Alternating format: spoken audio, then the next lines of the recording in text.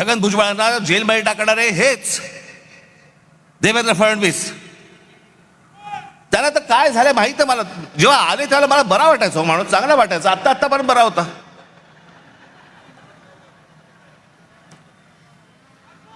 काल मी जो बोललो ती रसमलाई आली होती, तो सांगतोय की मुंबईचा आणि महाराष्ट्राचा काही संबंध नाहीये, हे स्वतः सांगतोय. आणि फडणवीस म्हणतात नाही तो असं काही बोललाच नाही, त्याचा तो अर्थच होत नाही म्हणे. मला असं वाटायचं की फडणवीसांना इंग्रजी कळतं, पण कसं आहे खोटं बोलत राहायचं, खोटं बोलत राहायचं. त्याला वाटतं ह्याच्यातनं लोकांना वाटेल की बाबा नाही खोट्याचं खरं करता येतं. नाही होणार. आता तो बोलतोय खाली की मुंबई महाराष्ट्राची नाही म्हणून नाही, तो असं बोललाच नाही म्हणे. त्याचा म्हणे तो अर्थच होत नाही. किती खोटं बोलायचं, काही मर्यादा.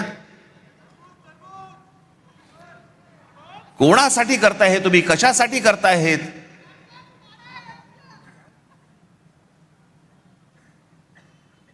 पण मी काल म्हटलं ना, हे फक्त हातावर बसलेले ससाणे होतो. जाऊन फक्त पक्षी मारून आणणे. पक्षी ससाणा हा फक्त पक्षी मारून आणतो. चोकियांचेच फक्त घात करायचे त्यांना. आमचीच लोक आमची वाट लावतायत, आमचीच लोक आमच्या महाराष्ट्राची वाट लावतायत. काल मी त्या गौतम अडाणीचं प्रकरण काढलं, काय मिरच्या झोंबल्या.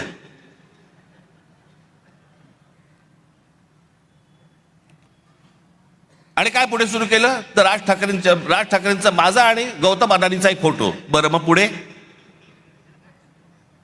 माझ्या घरी गौतम अडाणी येऊन गेला एकदा, माझ्याकडे रतन टाटाही येऊन गेलेत, माझ्याकडे मुकेश अंबानी येऊन गेलेत, माझ्याकडे आनंद महिंद्राही येऊन गेलेत, अनेक उद्योगपती येऊन गेलेत, अनेक फिल्म मधले कलाकार येऊन गेलेत. घरी येऊन गेले म्हणून त्यांची काय पापं झाकायची का मी.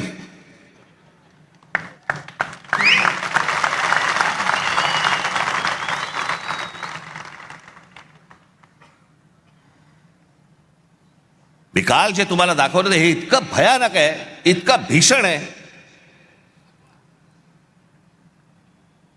ते जे फोटो दाखवतात कधी 2-3 वर्षापूर्वीचा काहीतरी फोटो दाखवतात, तो जेव्हा घरी आले होते. आता घरी आल्यावरती काय हाकलून देऊ.